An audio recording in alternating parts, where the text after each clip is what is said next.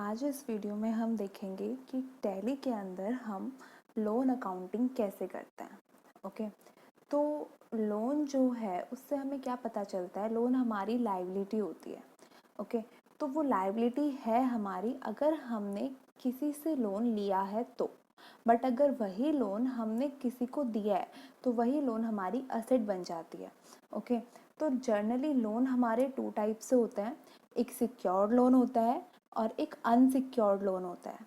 Secured loan वो loan होता है जब हम अपनी कोई भी असेट जो है उसको एज अ सिक्योरिटी रख देते हैं और उसके बाद हम लोन लेते हैं, तो वो होता है हमारा सिक्योर्ड लोन।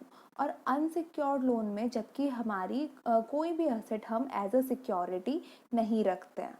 ओके, तो जब आप टैली के अंदर लोन अकाउंटिंग करेंगे तो आपको उस ग्रुप स्पेसिफाई करना होगा कि आपने जो लोन लिया है वो उसका क्या ग्रुप दे रहे हैं आप। तो सिक्योर्ड लोन, अनसिक्योर्ड लोन आपको पता होना चाहिए कि क्या होता है।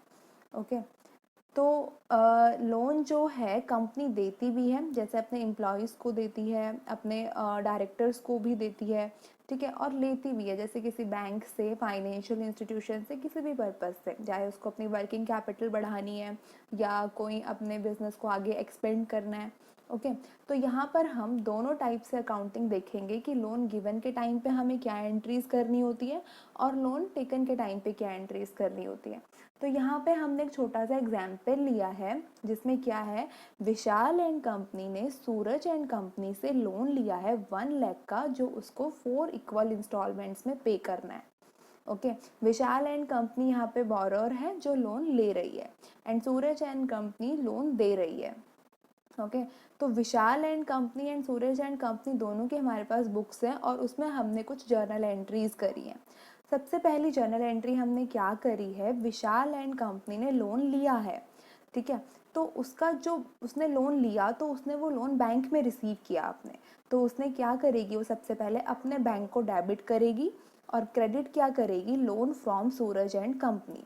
क्यों? क्योंकि सूरज एंड कंपनी से जो उसने लोन लिया है वो उसकी लायबिलिटी है एंड लायबिलिटी हमेशा क्रेडिट होती है। Okay, and Suraj and company अपनी बुक्स में क्या करेगी, उसके लिए क्या हुआ है, उसने लोन लिया है तो उसने लोन दिया है, तो सूरज एंड कंपनी ने जो लोन दिया है वो अपने बैंक से दिया है, तो उसका बैंक रिड्यूस हो रहा है, तो वो अपने बैंक को कर देगी क्रेडिट और डेबिट कर देगी loan to Vishal and company. तो स्टार्ट करते हैं। हमने यहाँ पे पहले ही कंपनी क्रिएट कर ली है, Vishal and company, Suraj and company. तो सबसे पहले विशाल एंड कंपनी में लोन रिसिप्ट की एंट्री करते हैं।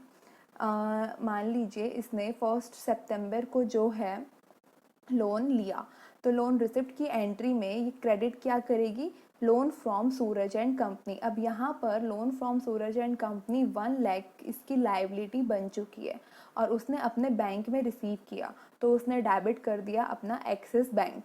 ओके, और यहाँ पर हमने नरेशन डाल दी। तो ये हो गया कि विशाल एंड कंपनी ने लोन रिसीव किया। अब उसके बाद उसको क्या करना है, उस लोन की 4 इक्वल इंस्टॉलमेंट्स में पेमेंट करनी है। हमने डायरेक्ट पेमेंट की एंट्री करी है, लोन ड्यू नहीं किया है। आप चाहें तो ड्यू कर कर फिर पेमेंट की एंट्री कर सकते हैं, बट यहाँ पर हम डायरेक्ट पेमेंट कर रहे हैं क्योंकि हमें सिंपल लोन अकाउंटिंग देखनी है। तो यहाँ पर हम क्या करेंगे, loan from Suraj and company को डेबिट करेंगे और इंटरेस्ट पे डेबिट करेंगे और क्रेडिट कर देंगे। हम कहाँ से पेमेंट कर रहे हैं, बैंक से पेमेंट कर रहे हैं, ठीक है। इस तरीके से हमें हमारी हर एक इंस्टॉलमेंट की पेमेंट करनी है। अगर ये पे करेगा तो ये रिसीव करेगा। ओके, तो विशाल एंड कंपनी में हमने पेमेंट करी F5 से। अब फर्स्ट इंस्टॉलमेंट मान लीजिए उसने 1 अक्टूबर को पे करी।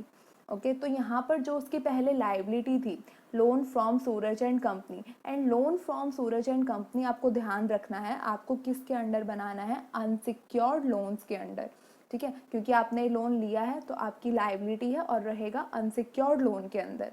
और यहाँ पर आपने 25,000 से अपनी लायबिलिटी को कम कर दिया और उसके लोन पर आपने उसको इंटरेस्ट भी पे किया है, तो इंटरेस्ट पेड टू सूरज आपने लेजर बना दिया और इसको रखा इनडायरेक्ट एक्सपेंसेस के।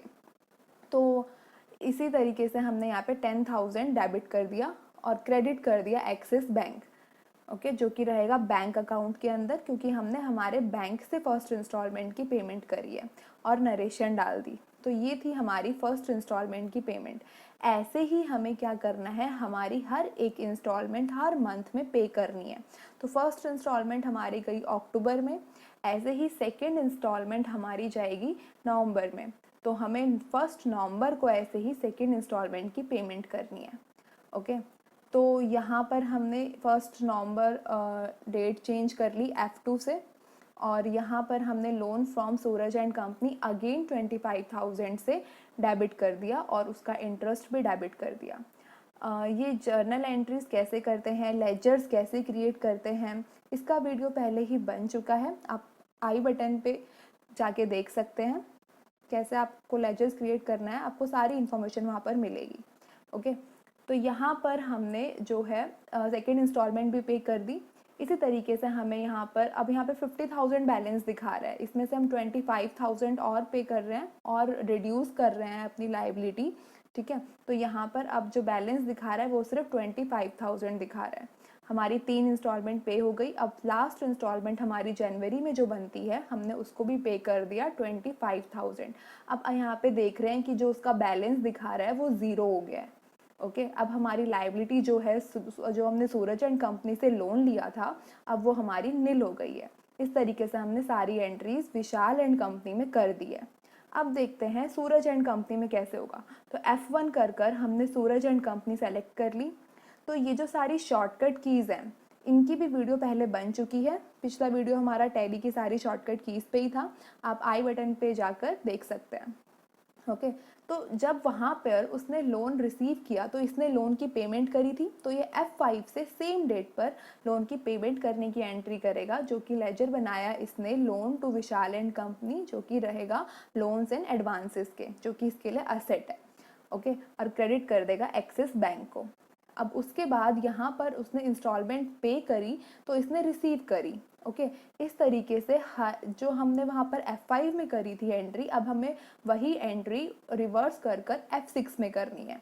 तो फर्स्ट इंस्टॉलमेंट हमने कब पे करी थी, विशाल एंड कंपनी ने 1 अक्टूबर को पे करी थी, तो सूरज एंड कंपनी 1 अक्टूबर को फर्स्ट इंस्टॉलमेंट रिसीव करेगी और यहाँ पर वो क्रेडिट करेगी 25,000 से विशाल एंड कंपनी को। विशाल एंड कंपनी को उसने क्रेडिट क्यों किया, बिकॉज पहले जो है उसका जो पहले जो बनी थी वो उसकी एसेट थी, अब उसकी एसेट उतने से कम हो रही है और इंटरेस्ट रिसीव को क्रेडिट करेगी क्योंकि वो उसकी इनकम है एंड इनकम हमेशा क्रेडिट होती है। ओके, और इनडायरेक्ट इनकम के अंडर रहेगा इंटरेस्ट रिसीव्ड। ओके, तो इस तरीके से हमने यहाँ पे सेकेंड इंस्टॉलमेंट भी रिसीव कर ली और इस तरीके से हमें सारी इंस्टॉलमेंट यहाँ पर रिसीव करनी है। थर्ड इंस्टॉलमेंट हमने यहाँ पर रिसीव करी loan to Vishal and company, जो कि मैंने पहले बता दिया है लोन्स एंड एडवांसेस के अंदर ये रहेगा क्योंकि उसके लिए असेट है वो कंपनी के लिए। ओके, तो यहाँ पर जो है लास्ट इंस्टॉलमेंट हमें पे करनी है 25 रिसीव करनी है सॉरी। अब यहाँ पे जो इसकी एसेट थी उसका बैलेंस वो ज़ीरो हो चुका है और वो सारा जो अमाउंट है वो बैंक में रिसीव कर चुकी है सूरज एंड कंपनी। ठीक है, डेबिट यहाँ पर हमने कर दिया 35,000 से। ओके, तो यहाँ पर इस तरीके से हमने दोनों कंपनीज में एंट्री कर ली है, लोन रिसीव की एंड लोन गिवन की। Okay, loan taken and loan given की। ओके, अब हम देखते हैं विशाल एंड कंपनी में यहाँ पर हम देखते हैं कि उसने बैंक से अगर लोन लिया है तो उसकी जर्नल एंट्रीज कैसे होंगी। तो यहाँ पे हमने पहले से ही जर्नल एंट्रीज कर ली हैं कुछ, जैसे यहाँ पर हमने सबसे पहले SBI बैंक से लोन लिया 1 सितंबर को 2 लाख का, तो यहाँ पे हमने क्रेडिट किया SBI बैंक लोन, जो कि अंडर रहेगा हमारे सिक्योर्ड लोन के अंदर।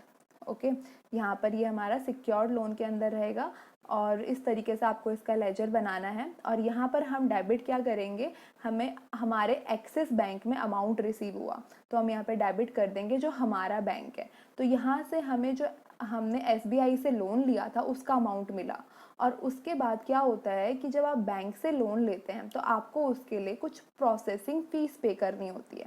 तो यहाँ पर हमने F5 में प्रोसेसिंग फ़ीस का लेजर बनाया जो कि अंडर रखा इनडायरेक्ट एक्सपेंसेस के, और उस पर CGST SGST भी आपको देना होता है, आपने उसको भी दिखा दिया और उसका आप क्लेम ले सकते हैं। ओके, GSTR 2 में आप रिपोर्ट में चेक कीजिए, वहाँ पर आपको उसका क्लेम दिखेगा। ओके। इसी तरीके से यहाँ पे हमने सारी की सारी जो भी हमारी इंस्टॉलमेंट ड्यू थी वो हमने उसकी एंट्री कर ली है। अब हम यहाँ पर देखते हैं, हमें लाइबिलिटीज़ में शो हो रहा है बैलेंस शीट में लोन्स पेबल 2,12,000 कुछ शो हो रहा है। हमने 2 लाख का लिया था और जो बाकी 12,654 है वो इंटरेस्ट का अमाउंट है। तो यहाँ पर देखिए, यहाँ पर ऑल्ट ए कीजिए, ऑल्ट ए कर यहीं पर आप पेमेंट कर दीजिए जो आपकी फ़र्स्ट इंस्टॉलमेंट की है अक्टूबर मंथ की। F5 में आपने पेमेंट कर दी आपकी जितनी भी पेमेंट थी।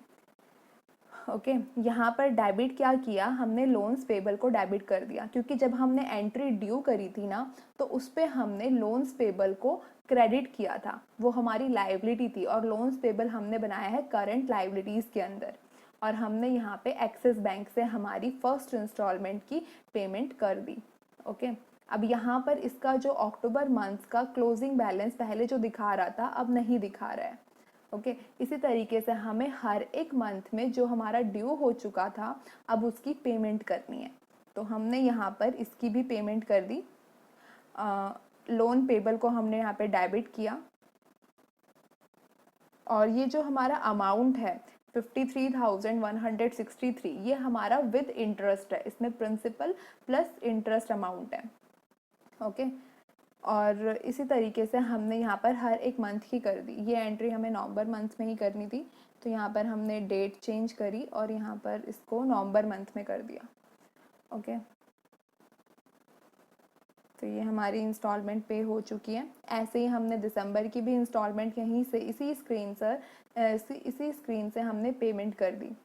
ओके वाउचर में जाके 31 दिसंबर को हमने यहाँ पर पेमेंट कर दी लोन पेबल। ओके और 0.58 और हमने एक्सिस बैंक से पेमेंट कर दी, नरेशन डाल दी। ओके और इसको एक्सेप्ट करा दिया।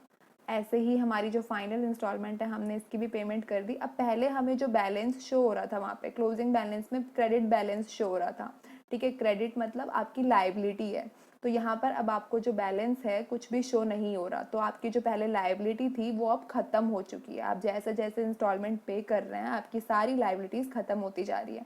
तो आपकी यहाँ पे अब सारा क्लोजिंग बैलेंस हट चुका है और बैलेंस शीट में भी आपको कुछ भी नहीं दिखा रहा लोन्स पेबल के अंडर। ओके वो बैंक अकाउंट में लाइबिलिटी साइड इसलिए दिखा रहा है क्योंकि आपके बैंक अकाउंट में पहले बैलेंस नहीं था और आप पेमेंट ज़्यादा कर चुके हैं। ओके तो ये थी हमारी, जब हम अगर बैंक से लोन लेते हैं तब हम कैसे एंट्रीज करते हैं।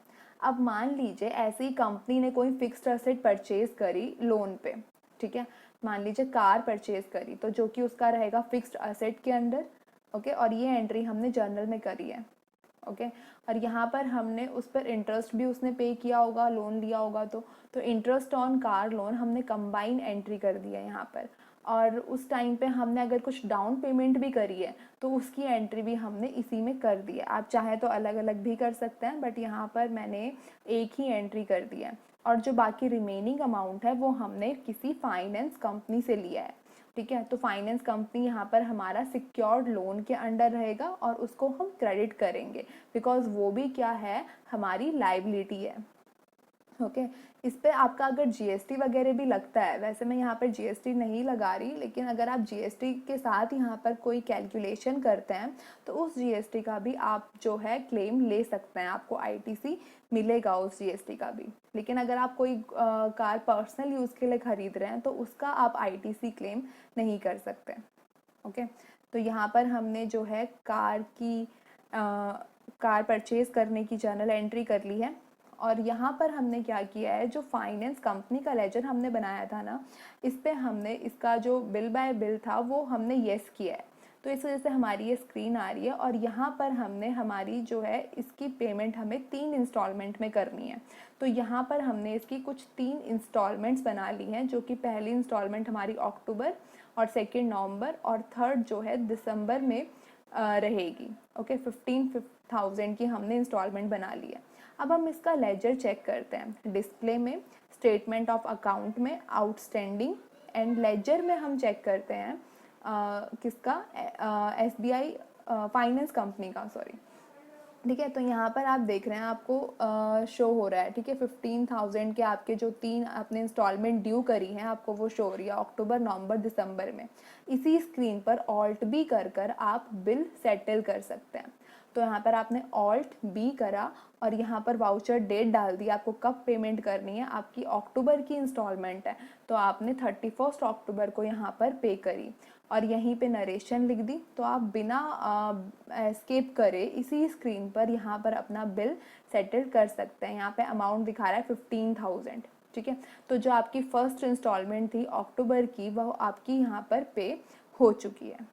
इसी तरीके से अब आप यहाँ पर अगर चेक करेंगे, इस एंट्री को हमने किया और इसको एक्सेप्ट करने के बाद हमने यहाँ पे चेक किया तो अब हमें वो फर्स्ट इंस्टॉलमेंट जो थी जिसकी हमने पेमेंट कर दी है अब वो शो नहीं हो रही।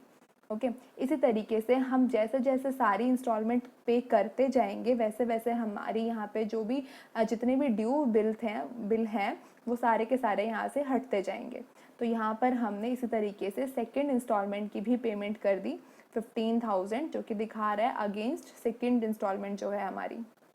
ओके अब सेकेंड इंस्टॉलमेंट भी हमारी हट गई और यहीं पे हम फाइनल इंस्टॉलमेंट भी अपनी पे कर देंगे जो कि है दिसंबर में। ठीक है, तो हमने 31 दिसंबर को हमने यहाँ पर पेमेंट कर दी एक्सिस बैंक से। ठीक है, तो यहाँ पर हमने क्या किया, हम देख सकते थे यहाँ पे कि हमारी कौन सी इंस्टॉलमेंट कब ड्यू हो रही है और कैसे हम उसका यहाँ पर बिल सेटल कर सकते हैं। तो हमने यहाँ पे अब सारी की सारी एडजस्टमेंट कर दी है, सारी सेटलमेंट कर दी है। ठीक है, तो हमारे यहाँ पे सारे लोन की पेमेंट हो चुकी है। ओके, अब यहाँ पे आपको बैलेंस जो है वो कुछ भी नहीं दिखाई देगा। तो इस तरीके से हम करते हैं हमारे लोन की अकाउंटिंग टैली में। ओके, तो हमने हर एक टाइप से देखा। ओके फ्रेंड्स, अगर आपको कोई डाउट है तो आप कमेंट बॉक्स में क्वेश्चन पूछ सकते हैं। Thank you.